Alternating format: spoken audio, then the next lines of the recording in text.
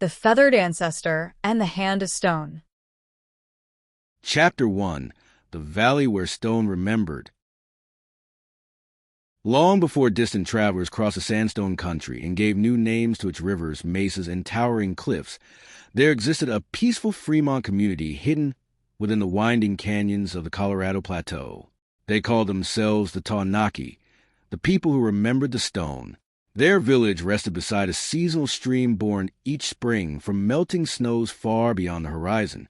During the warm moons, the water narrowed into quiet pools shaded by cottonwoods whose leaves whispered constantly with the desert wind.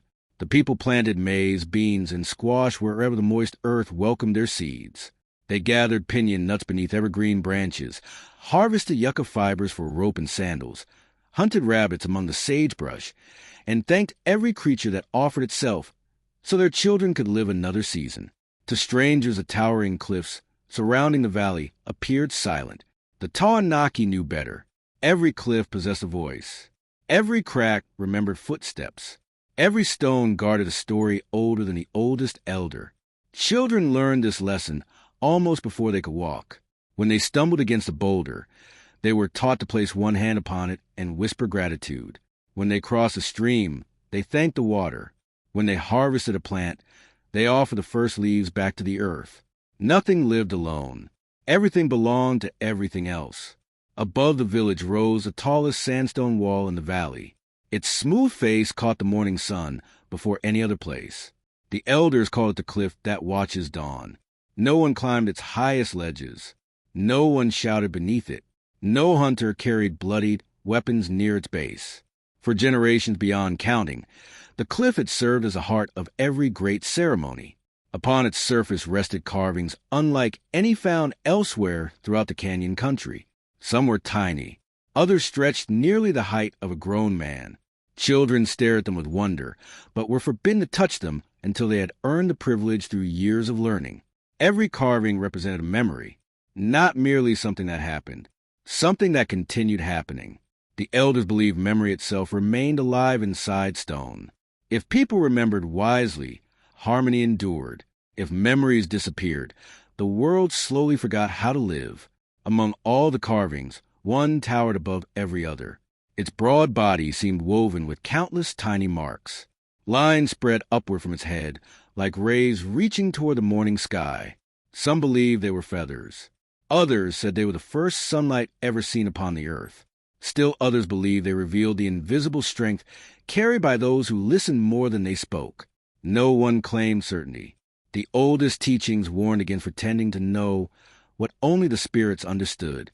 Instead, each generation asked the same question: what does the ancestor teach us today? Because wisdom changed with the listener. An impatient hunter saw courage. A grieving mother found comfort. A frightened child discovered hope. The carving never changed. The people did.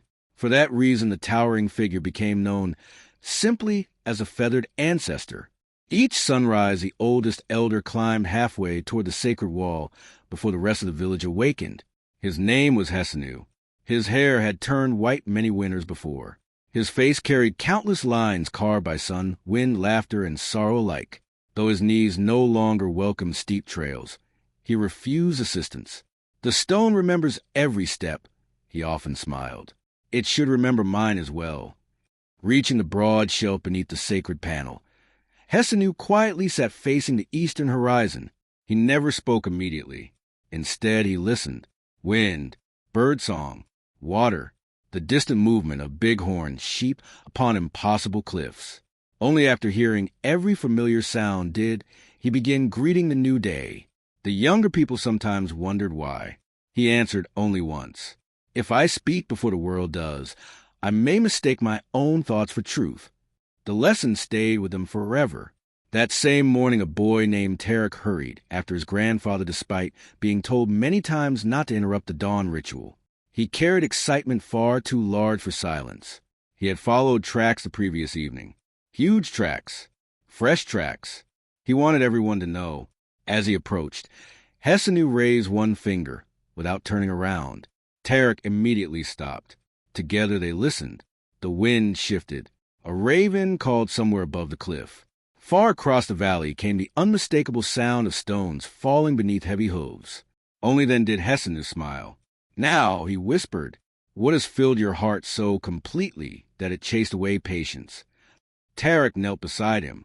"I found sheep." The elder nodded. "I heard them." "No," Tarik laughed. "Many sheep." "How many?" "So many that I stopped counting." Hesanu finally turned. His bright eyes studied the eager boy. "Did you follow them?" "I wanted to. But I remembered what Mother says." "And what is that?" "Never chase abundance before asking whether it wishes to be found." The old man's smile widened. "Your mother listens well." Tarik pointed toward distant cliffs. They returned earlier than usual.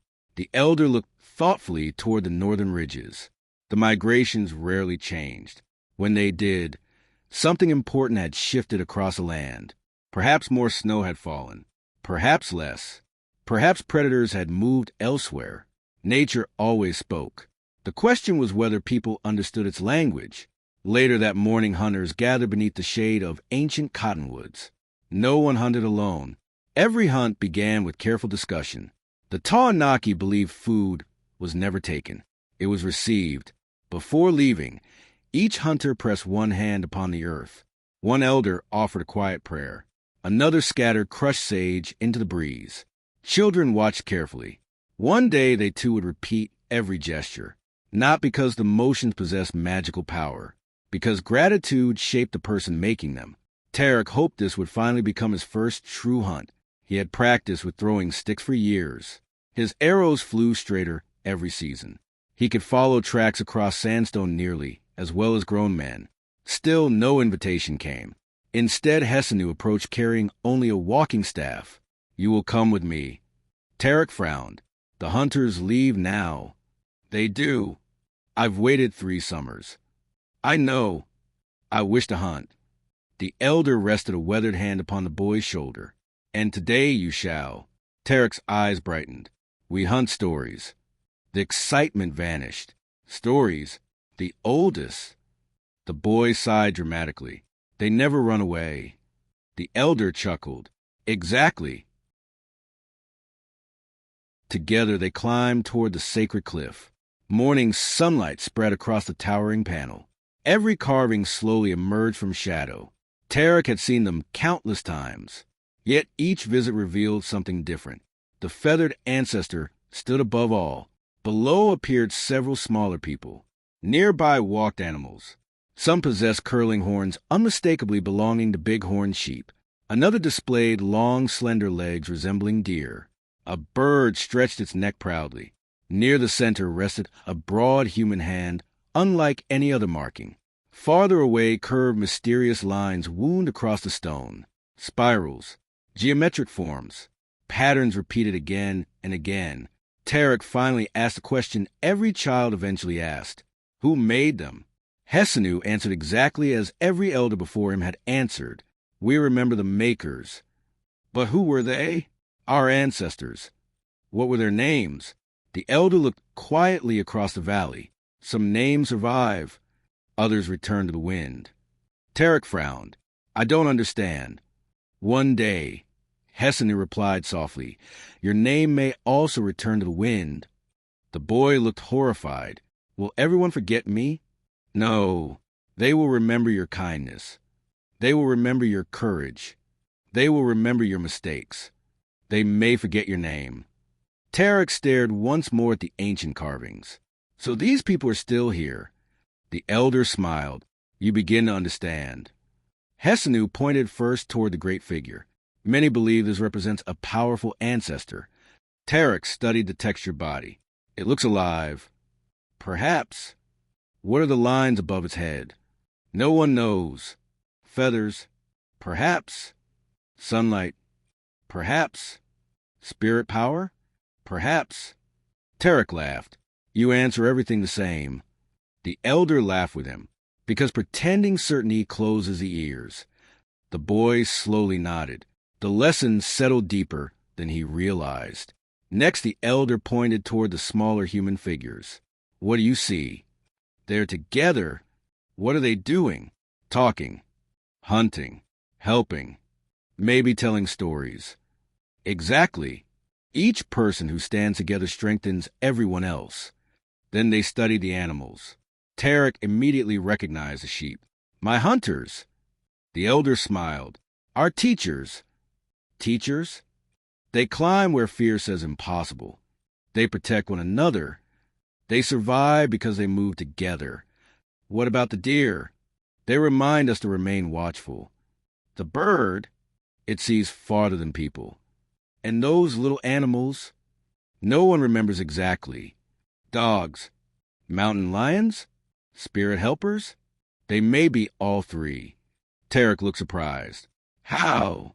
The spirits often teach using familiar shapes. Finally, Hesanu placed his own hand beside the great carved handprint. His fingers nearly matched its size. Tarek quietly did the same. The boy's hand looked tiny. What does this mean? The elder closed his eyes. It says many things. Like what? I was here. I belong. I remember. I protect. I promise. I stand with my people. Tarek kept his hand against the warm sandstone. It feels... what? Like someone is still touching mine. The elder opened his eyes. Perhaps they are. Clouds slowly drifted across the brilliant blue sky. A hawk circled high overhead. The valley remained peaceful. Yet Hesanu noticed something unusual. The bird was flying lower than expected. Much lower. Almost searching. His eyes followed its movements carefully. Then he looked toward the northern cliffs where Tarek had discovered the returning sheep. The migrations had changed. The hawks searched differently. Even the wind carried a scent he could not name. The land was speaking. Something was coming. Not with anger. Not with violence. With purpose. Hesanu quietly touched the ancient hand carved into the stone. For the first time in many years, its familiar warmth seemed almost to pulse beneath his fingertips. He bowed his head. The ancestors remember, he whispered. Below them. Completely unaware that history had already begun to change, the children laughed beside the stream, while hunters disappeared into the golden desert beyond the cottonwoods. The feathered ancestor watched silently from a cliff, just as it had watched countless generations before, and just as it would watch many more yet to come. Chapter 2. The Ancestor Beneath the Feathered Sun. For 3 mornings after Tarek placed his hand beside the ancient carving, the valley remained peaceful. The hunters returned with rabbits and wild turkeys. Women gathered seeds from grasses that rippled beneath warm breezes. Children laughed as they chased one another between the cottonwoods, pretending to be bighorn sheep climbing impossible cliffs. Even the old dogs stretched lazily beneath shaded shelters, lifting their heads only when someone offered a scrap of roasted maize cake. Nothing appeared different. Yet Elder Hesanu noticed the small changes no one else seemed to see. The ravens flew north each dawn instead of circling above the valley. Dragonflies skimmed lower across the stream. The breeze shifted before sunrise rather than after. These were not signs of danger. They were signs of change. The Tawenaki believed that the world never announced great changes with loud voices. Instead, it whispered long before anyone listened. Each evening, Hesanu climbed once more to the sacred cliff. He never asked the stone for answers. He simply observed. The feathered ancestor stood exactly as it always had, its broad body filled with countless pecked marks that shimmered differently as sunlight crossed the sandstone. The radiating lines above its head seemed almost alive during dawn and sunset, when shadows transformed the carved rays into something resembling a magnificent feathered headdress. Some evenings they looked like eagle feathers. Other evenings they resembled the first sunlight breaking across distant mountains. On rare mornings they appeared to glow with a quiet strength that no words could describe. The elders had long taught that the carvings did not change, only the hearts of those who looked upon them. One afternoon Tarek found Hesanu grinding red ochre beneath a flat stone. Beside him lay yellow clay, white gypsum, and black charcoal collected over many seasons. The boy watched quietly. You are making paint. I am. For another carving? The elder smiled. No, our people no longer carve beside the ancestors. Why not? Because every generation should add wisdom before adding stone. Tarek tilted his head. I don't understand. The first ancestors carved the great stories. The generations after them learned those stories. Only when something worthy happened would another memory be added. So why are you making paint? Hesanu held up the fine red powder. Because tomorrow begins a ceremony of returning light. Tarek's eyes widened. The whole valley will come. The whole valley. And the neighboring families? They're already traveling. The boy grinned. I forgot. No, the elder laughed. You became excited about hunting. The ceremony of returning light occurred once each year after the first great migration of bighorn sheep crossed the northern cliffs. The Tawenaki believed the sheep carried news from distant mountains, wherever the sheep traveled safely. People could travel safely. Wherever the sheep refused to climb, hidden danger often waited. For countless generations, hunters had quietly observed their movements. Never once had the animals failed to teach them something valuable. As sunset painted the cliffs gold, families began arriving from neighboring canyons. Some carried woven baskets filled with roasted maize. Others brought smoked venison. Still others arrived carrying obsidian gathered from lands many days away. Children who had not seen one another since the previous ceremony embraced as though no time had passed. Old friends laughed. Dogs barked happily. Songs drifted across the valley until stars filled the desert sky. Tarek loved these evenings more than any other. Stories flowed like water. Every family carried different memories. One elder spoke of a flood many winters before. Another remembered an eagle leading lost hunters home. A grandmother described following blooming flowers across dry mesas until they reached hidden springs. No one interrupted. Every story mattered. Every voice became another thread woven into the memory of the people. Before dawn the following morning, silence settled across the village. No cooking fires burned. No children played. Everyone climbed together toward the sacred cliff. The only sounds were sandals brushing sandstone and the gentle wind moving through juniper branches. The first sunlight had not yet reached the towering wall. The feathered ancestor rested quietly in shadow. Hesanu stepped forward carrying a shallow bowl filled with red ochre. Behind him came the oldest women, each holding woven baskets of cedar, sage, and sweet desert grasses.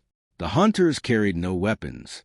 Instead, each held only a feather gathered naturally from birds during the previous year. Nothing taken. Only gifts already given. The ceremony began not with words, but with listening. For several long moments, hundreds of people stood completely still. Then, from somewhere high above, a raven called. Almost immediately another answered from across the canyon. Hesanu smiled. The sky remembers. The gathered people replied together.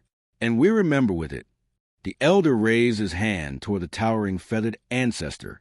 Our first teachers understood something we must never forget. They did not carve victories. They carved relationships. He pointed toward the large figure. This ancestor reminds us that wisdom stands taller than pride. He motioned toward the smaller human figures. People survive together.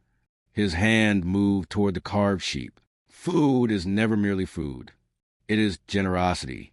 Then toward the deer, watchfulness. Toward the bird, perspective. Toward the smaller animals, companionship, seen and unseen. Finally, he stood before the great handprint. The hand says, Before he could continue, the children spoke together, repeating words they had learned since infancy. I was here. I belong. I remember. I protect. I promise. The elders' eyes glistened. Then the ancestors continued speaking. After the prayers, every family approached the sacred panel one by one. No one touched the ancient carvings themselves. Instead, they placed one hand gently upon untouched sandstone nearby. Parents lifted infants so their tiny fingers could rest against warm stone. Grandparents smiled through tears. Young hunters stood proudly beside weathered elders. The gesture required only moments, yet every person understood its meaning. Each hand silently declared, We are another generation. We will carry the stories forward. Tarek watched carefully. When his turn came, He pressed his palm against the sandstone just below the ancient hand. The warmth surprised him again. He closed his eyes. For just an instant, he imagined countless other hands layered beneath his own. Large hands, small hands, strong hands, hands worn by age, hands stained by paint, hands calloused from gathering, weaving, planting, and hunting. They seemed connected, not separated by years, joined together through memory itself. When he opened his eyes, the feeling lingered. As the ceremony continued, the musicians began beating hollow log drums while women shook woven seed rattles. The people formed a great circle. No one danced alone. Every movement mirrored another. One step toward the sunrise, one toward the mountains, one toward the stream, one toward the sacred cliff. The dance represented the endless balance between earth, sky, water, stone, plants, animals, and people. The youngest children stumbled joyfully. The oldest moved slowly. No one laughed at mistakes. Harmony mattered more than perfection. Above them, a flock of birds suddenly swept across the canyon. Their wings flashed silver beneath the rising sun. Hundreds of faces turned upward. Tarek whispered, "Look." The birds circled the sacred cliff 3 times before continuing north. A murmur spread through the gathered families. Hesanu remained silent. He simply watched. Birds often appeared during ceremonies, but rarely in such numbers. The elder quietly remembered another teaching. When birds alter their journey, listen carefully to the land beneath your feet. That afternoon, the hunters prepared for a ceremonial expedition. Unlike ordinary hunts, this one carried no urgency. Its purpose was observation. They would follow the great bighorn migration to the northern mesas. Learning why the animals had arrived earlier than expected, Tarek approached Hesanu hopefully. This time, the elder looked at the assembled hunters, then back toward the boy. "You may come." Tarek nearly shouted with excitement, but not as a hunter. The smile faded only slightly. "What will I do?" "You will watch." "I've watched for years." "You have looked." "There is a difference." Tarek sighed. "I was afraid you would say that." The elder laughed warmly. Most wisdom begins with disappointment. The following morning, 6 people departed before sunrise. Hesanu, Tarek, 3 experienced hunters, and Naya, the village's finest tracker despite being only a few years older than Tarek.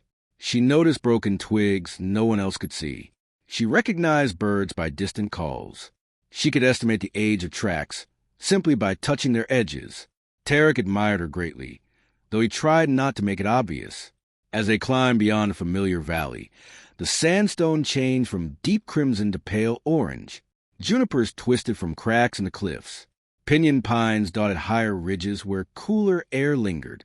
Fresh sheep tracks crossed nearly every wash. Naya knelt repeatedly. "They're healthy." "How can you tell?" Tarek asked. "No dragging feet. No limping. No scattered herd." She pointed farther ahead. "They're traveling together." The hunters exchanged approving glances. Healthy herds usually meant healthy land.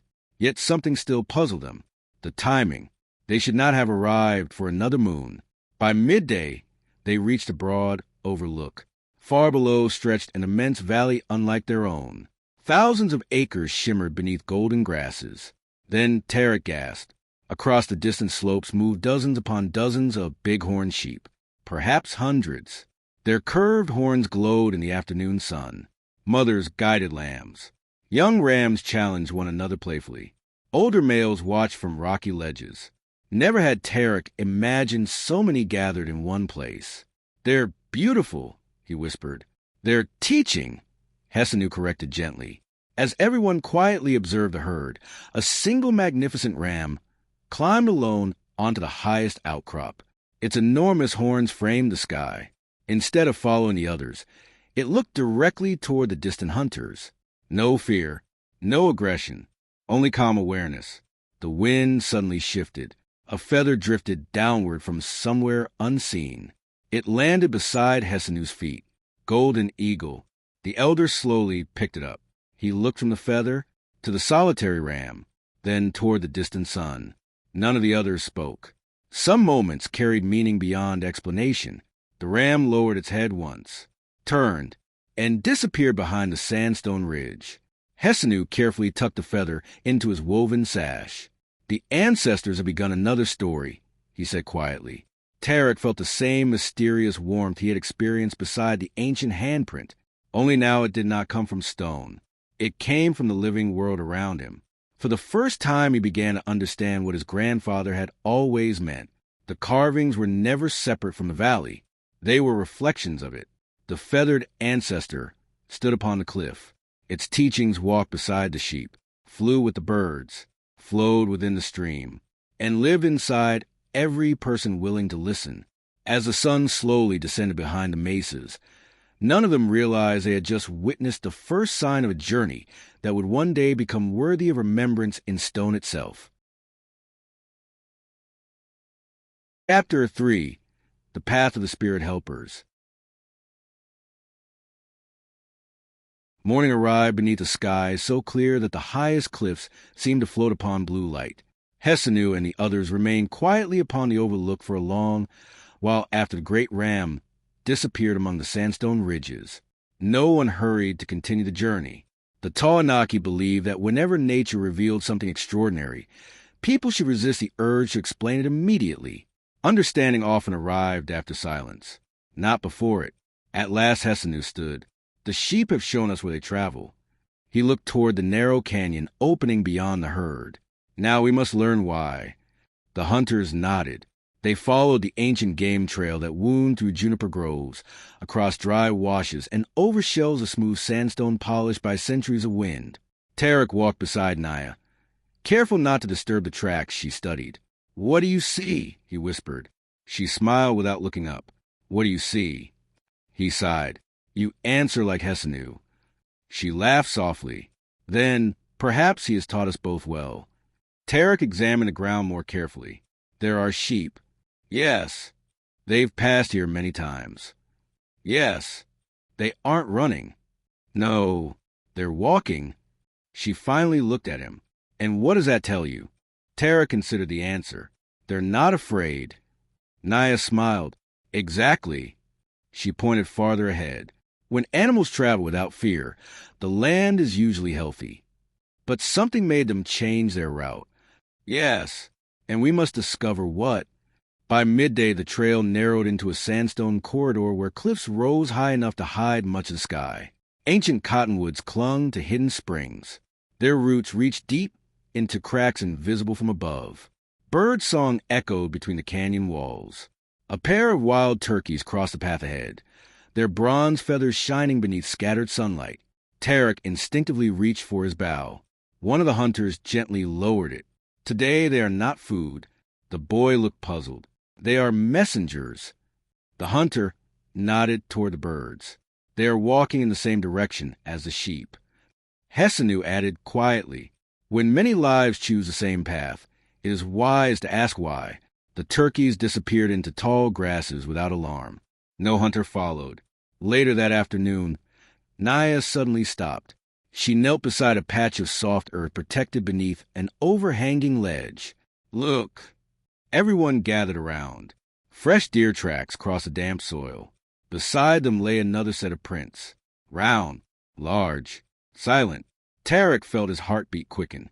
"Mountain lion." One hunter nodded slowly. "Yes." Tarek looked toward the surrounding rocks. "Should we turn back?" Hesanu smiled. "Why?" "It could still be nearby." "It probably is." The boy swallowed. "Isn't that dangerous?" The elder looked toward the canyon walls. "The lion has walked beside the deer." Tarek blinked. "They didn't run." "Exactly." Everyone studied the tracks more carefully. The deer had continued feeding. The mountain lion had continued walking. Neither had chased the other. Hesanu rested his hand upon the sandstone. The hunter was not hunting. What was it doing? Tarek asked. "Traveling." Naya pointed farther ahead. The lion's tracks also followed the sheep. Silence settled over the group. 3 very different animals. One direction. One journey. Something unusual was unfolding across the desert. As evening approached, they reached a hidden spring nestled beneath towering cliffs. Crystal clear water emerged quietly from solid stone before disappearing again beneath thick grasses. Wildflowers surrounded the pool despite the dry landscape beyond. Dragonflies hovered above its surface. Songbirds filled nearby branches. The hunters lowered their packs. No one spoke loudly. Places like this were considered gifts. Before drinking, each traveler offered a pinch of crushed sage to the water. Tarek copied the others. Then he knelt to drink. The water tasted colder than mountain snow, sweeter than any stream near home. As he lifted his head, he noticed something unusual carved into the cliff overlooking the spring. Not as large as the Feathered Ancestor, not nearly as detailed, but unmistakably ancient. A spiral. Beside it stretched two gently curving lines. Nearby stood a simple bird figure. Hesanu joined him. You found another memory. Who carved this one? We cannot know. What does it mean? The elder studied it quietly. Perhaps water. Perhaps movement. Perhaps a place where journeys begin. Tarek traced a spiral in the air without touching the stone. It feels connected. It is to the Feathered Ancestor? To every story. That evening the travelers gathered around a small fire. The flames remained low. The Tawenaki never built great fires in sacred country. Stars slowly filled the desert sky. One by one the younger hunters drifted into sleep. Only Tarek remained awake beside Hesanu. The elder held the golden eagle feather he had found that morning. Its colors shifted beneath firelight. Grandfather. Yes. Why don't the carvings tell us exactly what they mean? The old man smiled. If they answered every question, would anyone keep asking? I suppose not. Wisdom grows because mystery remains. Tarek stared thoughtfully into the fire. I used to think the carvings were like stories finished long ago, and now they're still being written. Hesanu looked proudly at his grandson. The stone remembers, and we become part of its memory. Long after everyone slept, Hesanu quietly rose. Something had awakened him. Not fear, curiosity. He walked beyond the firelight toward the spring. Moonlight silvered the sandstone cliffs. The water reflected countless stars. Then he saw movement. Standing upon a ledge above the spring was the same great ram they had watched earlier. Its enormous horns glowed pale beneath the moon. The animal looked directly toward Hesanu. Neither moved. For several breaths, they simply regarded one another. Then another figure stepped quietly from behind the rocks. A mountain lion. Its powerful body flowed like shadow across the sandstone. Instead of stalking the ram, it sat calmly beside it. Moments later, a large bird glided silently onto a nearby branch. Golden eagle. 3 creatures. Predator, prey, sky, earth. Together, none appeared threatened. None attempted to flee. The elder felt tears gather in his eyes. The oldest story spoke of such moments. They called them the gatherings of balance, rare times when the natural world revealed its deepest harmony to those willing to witness it without disturbing it. Hesanu lowered his head respectfully. When he looked up again, all 3 animals had disappeared. Only the quiet spring remained. At sunrise, he told no one exactly what he'd seen. Instead, he simply said, "Today we listened even more carefully." The journey continued northward. The canyon slowly widened until the travelers entered a vast open basin surrounded by red cliffs. Grassland stretched before them. Tarek suddenly froze. Look! Across the valley grazed dozens of deer. Beyond them moved several bands of bighorn sheep. High above, eagles circled effortlessly upon rising air. Near the edge of the meadow, 2 coyotes trotted peacefully without disturbing the grazing animals. Even wild turkeys wandered confidently among the grasses. The hunters exchanged astonished glances. Never had they witnessed so many different creatures sharing one place so peacefully. Naya whispered, "It's as though the whole desert is gathered." Hesanu nodded, not gathered, remembering. As they crossed the meadow, Tarek noticed strange stones arranged upon a gentle rise. At first he thought they were random. Then he climbed higher. His breath caught. The rocks formed enormous geometric patterns visible only from above. Circles, curving lines, interlocking shapes. Some resembled flowing water. Others mirrored the spirals carved beside the spring. Still others pointed toward distant mountain peaks where the sun would rise during different seasons. Naya joined him.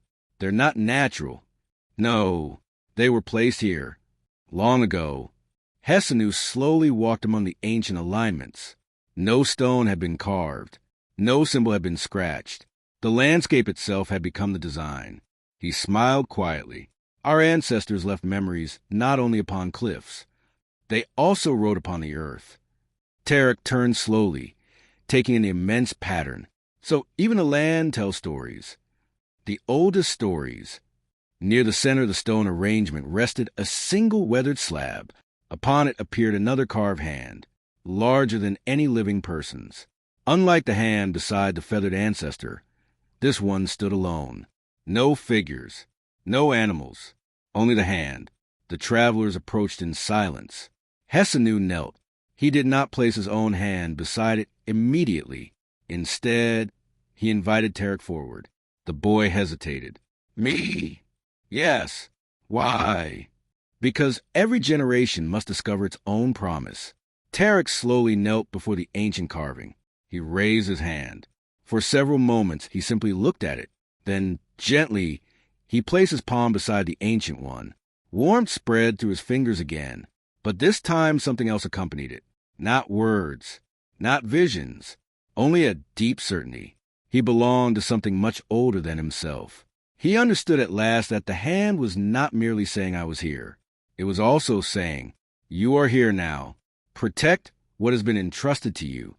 Carry it forward. One day another hand will follow yours. Tarek closed his eyes. I promise, he whispered. No one asked what promise he had made. Some promises belonged only to the heart. As the afternoon sun bathed the meadow in golden light, Hesanu looked across the peaceful gathering of animals. The sheep, the deer, the birds, the coyotes, even distant movement that suggested mountain lions, watching unseen from rocky ledges. Every creature seemed connected by invisible threads. The feathered ancestor upon a sacred cliff suddenly made greater sense than ever before. Its great size had never represented power over nature. It represented harmony within it. The smaller human figures were not followers. They were participants. The animals were not possessions. They were teachers. The spirals and curved lines were not decorations. They described movement, life, water, migration, relationship, and the hand. The hand was the bridge between all of them. Hesanu smiled toward the western sky. The ancestors are preparing another memory. Though none of them yet knew it, that memory would soon be tested in a way no one expected, and the choices they made would determine whether future generations would gather beneath the sacred cliff to remember them as faithfully as they remembered those who had come before. Chapter 4. The Ceremony of the Living Hand. The travelers remained in the ancient meadow until the evening shadows stretched across the grasslands like long blue rivers. No one wished to leave. Every breeze carried the scent of sage and blooming desert flowers. Eagles drifted overhead without effort, while deer grazed peacefully beside the grazing bighorn sheep. Even the coyotes seemed content merely to observe the valley rather than hunt within it. Tarek sat upon one of the ancient stone circles, watching the sun descend behind distant mesas. I've never seen a place like this. Hesanu nodded. Very few people have. Did our ancestors live here? The elder slowly shook his head. I did not think so. Then why did they build these stone patterns? He smiled. Perhaps they did not build them to stay. What do you mean? Some places become homes. Others become teachers. Tarek looked again across the great geometric designs laid carefully upon the earth. So this valley teaches. It has for generations. Before darkness settled completely, Naya began studying the meadow more carefully. She crouched beside the tracks left by the many animals. Her eyes narrowed.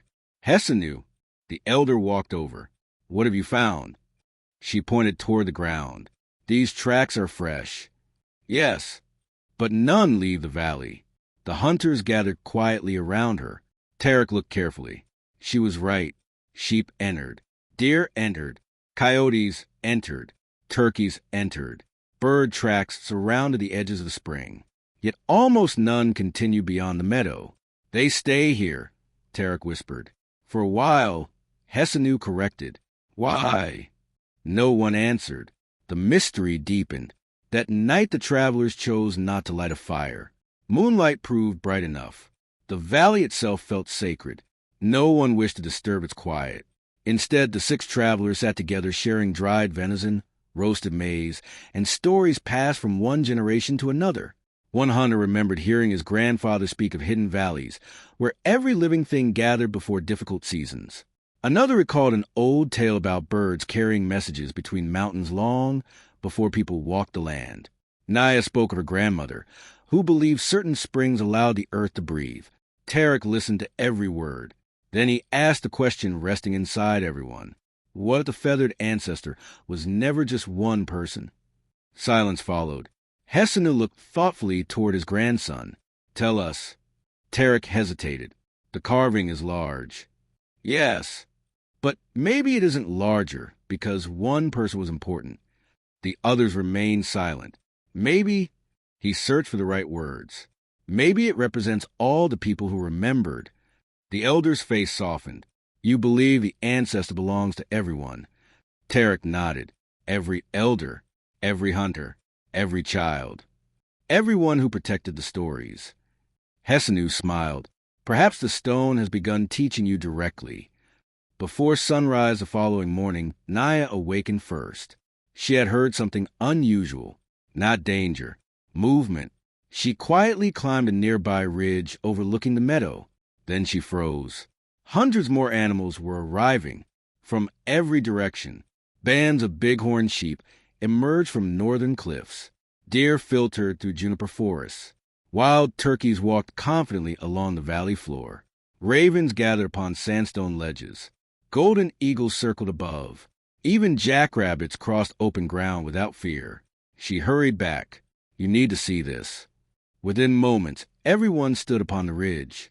Tarek stared in amazement. It wasn't this many yesterday. No, Hessenu whispered. It has become a gathering. The old elder closed his eyes. He remembered a story his own grandmother had shared when he was no older than Tarek. She had called it the Great Listening. Long ago, she said, whenever the land itself changed, every creature paused its ordinary journey. Animals gathered. Birds altered their flights. Even rivers changed their songs. Not because they feared what was coming, because they prepared for it together. No one alive had witnessed such a gathering. Until now, the travelers remained hidden among the rocks.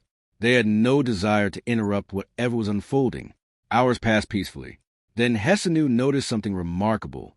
One by one, different animals approached the great stone hand carved into the weathered slab. The first was an old ram. It stopped before the carving, lowered its head, then quietly continued walking. Soon afterward, a doe approached. She paused exactly where the ram had stood. A raven landed beside the stone. Moments later, a coyote. None touched the carving. Each simply acknowledged it before moving on. Tarek whispered, "They're honoring it." Hessenu nodded slowly. The hand belongs to all living things. That afternoon, clouds gathered unexpectedly across the western sky. Dark, heavy, unusual for that season. The wind shifted sharply. Naya looked upward. A storm. One hunter frowned. It shouldn't be. Hessenu quietly observed the distant horizon. No, it should not. Lightning flashed far away. Still no rain, only wind. The animals reacted immediately, not with panic, with purpose. The great herds began moving together, not away from the meadow, toward the eastern canyon. Tarek watched in fascination. They already know. The land has spoken to them, Hessenu replied. The travelers followed at a respectful distance. The procession stretched farther than Tarek could see. Sheep climbed rocky ledges. Deer followed lower paths. Birds filled the sky overhead. Coyotes trotted along the edges. Everything moved with astonishing harmony. No confusion, no fighting, no fear. As the canyon narrowed, the reason became clear. Beyond the ridge lay another valley. Greener, cooler, sheltered. A small river still flowed through its center despite the dry season.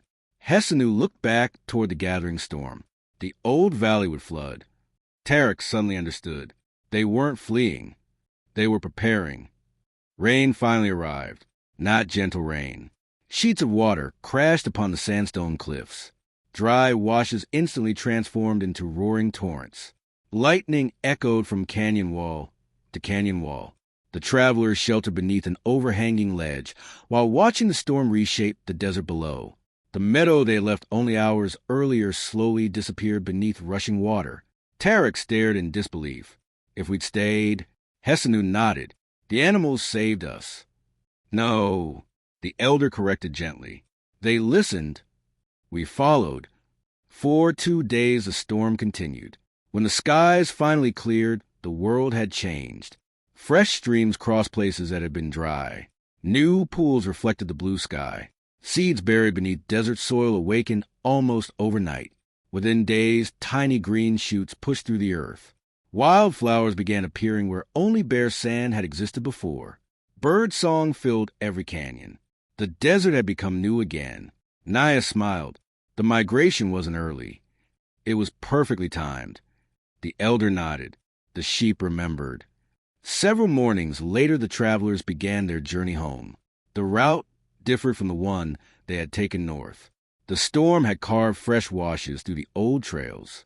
Yet the animals seemed to know exactly where to go. The Tawenaki quietly followed the sheep once again. Along the way they passed places transformed by water. Curving streams now traced elegant patterns across the desert floor. Tarek suddenly recognized the shapes.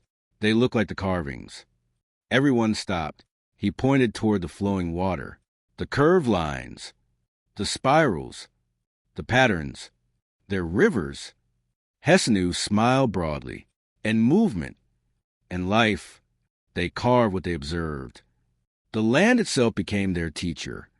For the first time, every abstract symbol upon the sacred cliff became beautifully clear. Not as a fixed translation, but as a reflection of the rhythms of nature. Water flowing after rain, migration across the plateau, energy moving to the living world, and the unseen connections that bound every being together. Near sunset, they reached a hidden spring where the smaller spiral had been carved into the cliff. The spring overflowed after the storm. Water spilled joyfully over polished sandstone, forming ribbons of silver beneath the evening sun. Tarek knelt beside it. I think I understand now. What? Hesanu asked. The carvings aren't instructions. No, they're reminders. The elder smiled. Exactly. They remind us to watch, to listen, to remember, and to care for one another. Before leaving the spring, Hesanu withdrew the golden eagle feather from his woven sash. He held it toward the flowing water. The sky guided us.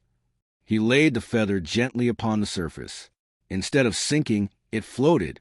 The current carried it downstream until it disappeared around a bend, beginning another journey beyond their sight.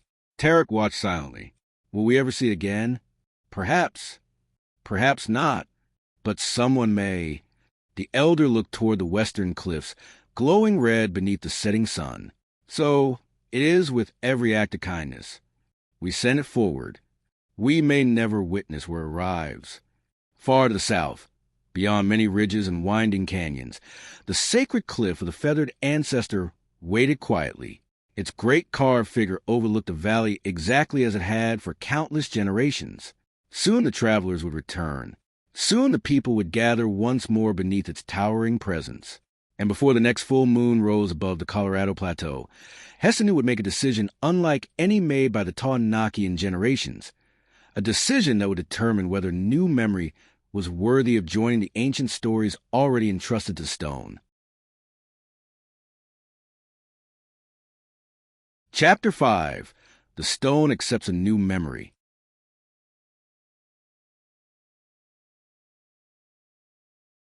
The journey home took 7 days. 7 mornings of following the bighorn sheep through sandstone passes polished by countless generations. 7 evenings beneath skies filled with stars so brilliant that the Milky Way seemed like a white river flowing across the heavens. Everywhere they walked, the Colorado Plateau appeared renewed by the great storm. Dry washes now murmured with clear water. Fresh grasses covered hillsides that only days before had been bare stone and sand. Clusters of yellow desert flowers bloomed beside crimson cactus blossoms. Bees drifted lazily from flower to flower, and hummingbirds flashed like living emeralds between the blossoms. The land had remembered how to bloom. Tarek noticed something else. The animals no longer traveled in one immense gathering.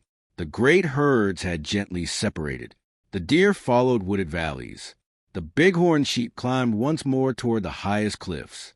Turkeys disappeared into cottonwood groves. Coyotes resumed patrolling open country. Golden eagles soared alone above distant ridges. Each creature had returned to its own way of living. Yet Tarek no longer saw them as separate. He understood they remained connected, even when apart. Just as every family eventually returned to its own home after each great ceremony beneath the sacred cliff, harmony did not require everyone to stand together every day. Harmony required everyone to remember they belonged to the same world.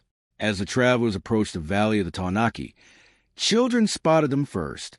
Excited cries echoed across the fields. They're home! They've returned. Families hurried from their homes to greet them. Mothers embraced sons. Grandparents laughed. Hunters clasped forearms. Dogs barked happily, racing in joyful circles around the returning travelers. Tarek's younger sister nearly knocked him over with her embrace. You were gone forever. He laughed. It only felt that way. She noticed a thoughtful expression upon his face. You've changed. He looked toward the sacred cliff towering above the village. I think the desert changed me. That evening no one hurried to eat. Instead, the entire community gathered beneath the cottonwoods. Tradition required that every journey beyond familiar lands be shared before food or celebration. The people formed a great circle. Hesanu sat quietly near its center. Beside him rested only the golden walking staff he had carried for decades. No trophies, no animal skins, no possessions gathered during the journey, only memories. The elder began softly. We did not travel to conquer new country. We traveled to understand familiar country more deeply. He described the early migration of the sheep, the hidden spring, the spiral carved beside living water, the peaceful meadow where many kinds of animals gathered, the ancient stone patterns stretching across the earth, the solitary hand carved upon weathered sandstone, the great storm, the migration that saved countless lives, the flowing water whose paths mirrored the ancient symbols carved upon the sacred cliff. No one interrupted. Even the youngest children remained unusually quiet. Every person understood they were hearing something that would one day become part of their people's oldest stories. When Hesanu finished, silence lingered. Finally, one of the oldest women spoke. Her name was Anika. She had woven ceremonial blankets for more than 60 winters. My grandmother once told me a story. Everyone turned toward her. She said there would come a generation that remembered not only the carvings, but why they were carved. She looked toward Tarek. I believe that generation has arrived. The following morning, the Council of Elders gathered beneath the Feathered Ancestor. Such meetings occurred rarely. Only matters affecting many generations were discussed upon the sacred ledge. Every elder approached quietly. Each placed one hand upon untouched sandstone before taking a seat. Hesanu stood before the great carving. Morning sunlight slowly illuminated the radiating lines above its head. Today they resembled eagle feathers spreading across the dawn. The elder spoke carefully. Our ancestors carved only when memory would strengthen those yet unborn. The others nodded. He continued. Our journey revealed such a memory. One elder asked the question everyone expected. Shall we carve another story? Silence followed. Not because anyone opposed the idea. Because no new carving had been added in more generations than anyone could count. At last the oldest among them, Elder Sua, slowly rose. His voice trembled with age. The stone is not honored by adding many carvings. It is honored by adding only necessary ones. He looked toward the Feathered Ancestor. Would another carving preserve wisdom? Hesanu answered without hesitation. Yes.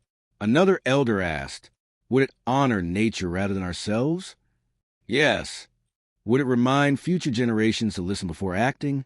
Yes. Again, silence settled across the gathering. Finally, Sua smiled. Then the ancestors have already decided. The announcement spread through the village before sunset. A new memory would be added to the sacred panel. Excitement filled every home. Yet no one celebrated loudly.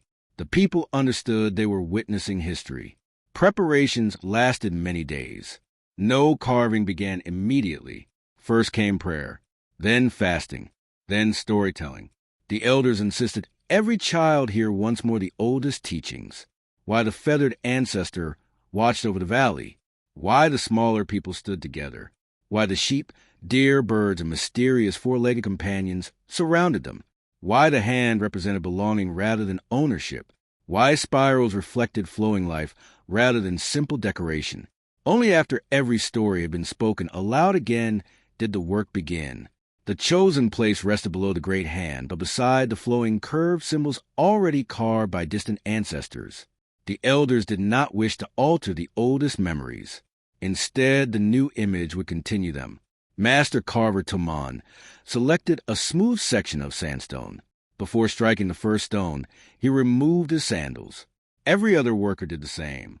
Bare feet touched the earth. Hesanu stepped forward. No one carves alone. Immediately, dozens of people joined him.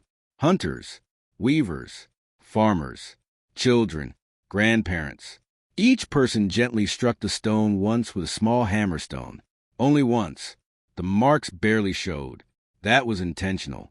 The memory belonged to everyone. Only after every willing hand had participated did Toman begin shaping the final design. Weeks passed. Slowly the new carving emerged. It did not portray the storm, nor the travelers, nor Hesanu, nor Tawenaki. Instead it showed something simpler. A great bighorn sheep standing beside flowing lines of water. Above them soared a bird with outstretched wings. Beneath them appeared several smaller human figures walking together. Near the edge rested another open hand, not larger than the ancient one, not replacing it, answering it. The two hands faced one another across the stone, one from long ago, one from the present. Between them flowed the curving lines of water, migration, life, and memory. When Tawenaki first saw the nearly completed panel, he smiled. It isn't about us. Hesanu placed a hand upon his shoulder. Exactly. The dedication ceremony occurred during the first full moon after the carving was completed. Families arrived from every neighboring canyon. Some had traveled for many days. They brought gifts of woven baskets, shell beads traded from distant lands, obsidian tools, feathers found naturally upon the earth, and seeds gathered from healthy fields. As darkness fell, hundreds of small fires illuminated the valley. Storytellers shared memories until the moon climbed high above the sacred cliff. Then, before dawn, every fire was allowed to fade. The people climbed silently toward the sacred panel. Morning arrived slowly. The first ray of sunlight touched the radiating feathers above the great ancestor. Moments later, the light reached the new carving. Water seemed to shimmer. The bird appeared ready to take flight. The sheep glowed with warm gold. The two hands became connected by sunlight. A quiet murmur passed through the gathered people. It felt as though the stone itself had accepted the new memory. Hesanu stepped before the assembled families. His voice carried gently across the sandstone. We did not carve heroes. We carve relationships. He pointed toward the ancient ancestor, our first teachers, toward the people, our responsibility, toward the sheep, our providers and guides, toward the bird, our reminder to see farther, toward the flowing lines, the movement of life, toward the two hands, our promise. He turned toward the children, standing together near the front. One hand remembers those who came before. The other waits for those who have not yet been born. Tawenaki felt those words settle deeply within him. He understood at last. The hand had never belonged to one person. It belonged to every generation. Years passed. Tawenaki grew into one of the valley's most respected hunters. Though people admired him less for the animals he harvested than for the patience with which he watched the land. He never hunted during migration. He taught children to read tracks before carrying bows. He reminded young hunters that gratitude should always arrive before success. Naya became the community's greatest tracker. Her knowledge of birds, springs, weather, and animal movements guided countless families safely across the plateau. Together, they helped preserve everything Hesanu had taught them. When the old elder finally completed his final sunrise many winters later, the people did not speak of losing him. Instead, they carried his walking staff to the sacred cliff. They placed it beneath the feathered ancestor. There remained until wind, rain, and sunlight slowly returned it to the earth. Nothing lasts forever. Everything belongs to the cycle. Many generations came and went. Children became elders. Fields shifted. Streams wandered. Some seasons were generous. Others were difficult. Yet every year families continued climbing to the sacred cliff. They placed their hands upon the warm sandstone. Parents lifted infants toward the carvings. Storytellers repeated the ancient lessons. Hunters thanked the sheep. Children watched birds before setting out upon journeys. Travelers paused beside hidden springs. The stone never spoke aloud. It never needed to. It remembered. Centuries later, long after the Tawenaki themselves had become ancestors remembered only through stories, wind continued moving across the Colorado Plateau.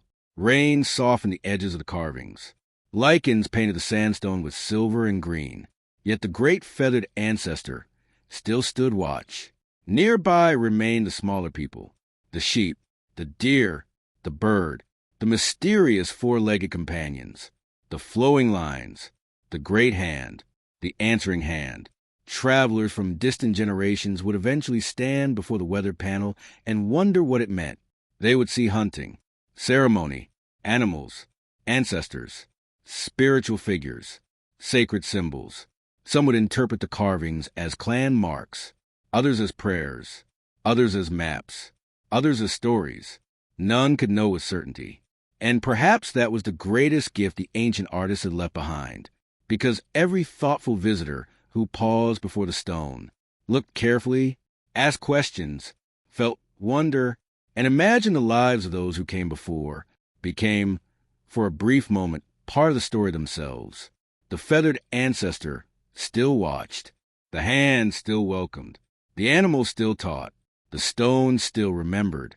And as long as someone stood quietly before those ancient carvings with respect in their heart, the memory of the Tawenaki, the people who remember the stone, would continue, carried not only by sandstone, but by every generation willing to listen to the enduring conversation between people, animals, the land, and the spirit of the ancient Colorado Plateau.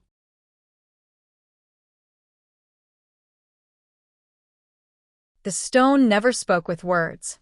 It never needed to. Its stories lived in every sunrise that touched the canyon walls, every bighorn sheep that crossed the cliffs, every bird that rode the desert winds, and every hand that paused in quiet respect before the ancient carvings. The Tawenaki understood that memory was not something kept only in the mind. It lived in the land, in the people, and in the generations yet to come. Those centuries passed, and their names faded into history. Their lessons endured. The feathered ancestor continued to watch over the Colorado Plateau, reminding all who stood before the weathered panel that true strength is found in harmony, gratitude, and the wisdom to listen before acting. And so the stone continued to remember, waiting patiently for the next traveler and the next story. To hear more stories from the ancestors, choose another story, explore one of our playlists, or subscribe to our channel using the links on your screen.